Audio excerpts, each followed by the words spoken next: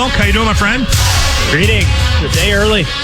Yeah, switching it up because we're not here tomorrow. So yeah, we didn't want to miss out. Midweek break. We didn't want to miss out on an opportunity to chat with you.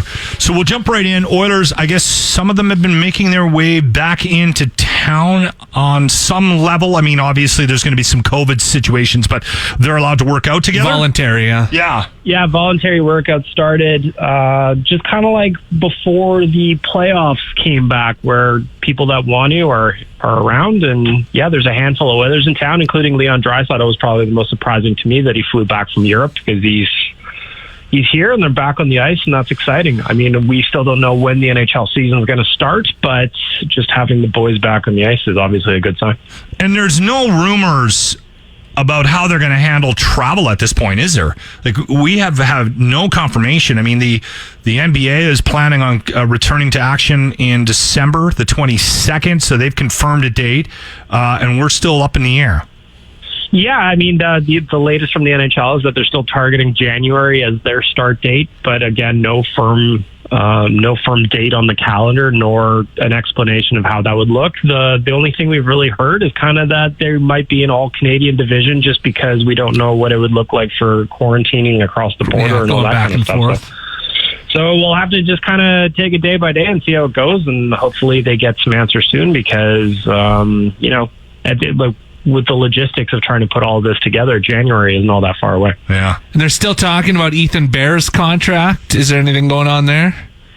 It's a little bit surprising that he hasn't signed yet. I mean, there's no concern, at least not from my end, that it won't get done. It's just a matter of what that looks like and when he actually signs. And then the more I kind of think about it, the more I kind of wonder if he would go on a 1-year deal, just kind of bet on himself. And then next year, the Oilers will have a little bit more cap space open up. Maybe he gives himself a raise next year. So I don't know what the delay is, but I wouldn't necessarily be concerned about it either. I didn't think of that from that perspective, that this cap situation that most of the teams are in would be the reason why players would sign the 1-year deals, right? Just let's just tuck one in, and then we can start talking next year, and maybe I can get more money out of you.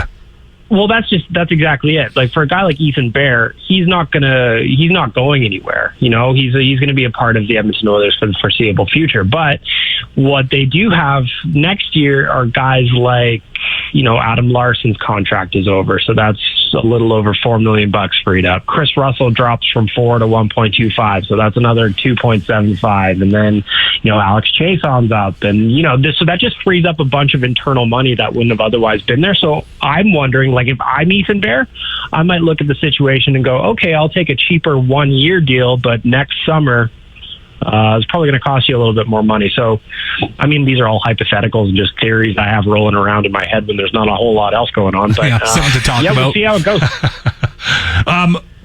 This is a rumor I saw on the old internet last night, and I don't know, there's no confirmation of it, and it seems odd to me, but is Corey Perry coming to Canada? Oh, I don't know. I haven't heard that. But the thing about Corey Perry is that he's done such a good job of his career of becoming absolutely hated. Yeah. That no matter where he goes, people would probably look at it with some hesitation and go, wow, I don't know if I want this guy on my team. But at the same point, I think that, he's a little bit older now. He's on the back nine of his career. But I also think that if he was playing for your team, you would probably like it, because he's the kind of guy that mixes it up, and he's annoying. So I think as a teammate, you would probably like him, or as somebody you cheer for. But as an opposition, as we've seen throughout his entire career, he's very, very annoying, and he's good at it. One last thing. Did you like the no-name beer that I saw you drinking on your Twitter account? I got to tell you, for a beer that cheap, there's a couple of things that I liked. First of all, the fact that it just says beer on the can makes me laugh. Like, that's the kind of simpleton thing that makes me giggle. And then it was cheap. So, like, for a cheap, normal strength beer, I'm in. On the no-name. When did you have it? I just grabbed some over the weekend. I was, before it kind of got cold, I was barbecuing, have a couple of no-label beers. They're hilarious. I love them. They're so funny to me. I had some gastronomy issues after. So did I, but I wasn't sure if that was the beer or that we were drinking them at 6 a.m. Could have been Sometimes the that. early morning beers make me gassy. Could have been that. Yeah, see, I got Cheerios and beer. It didn't bother me, but again, it wasn't 6 a.m., so maybe, this weekend I'll wake up bright and early and crack one and see what happens. All right, Baggedmilk. It's always a pleasure, my friend. We'll be back to the normal Wednesday schedule next week. I appreciate it, boys.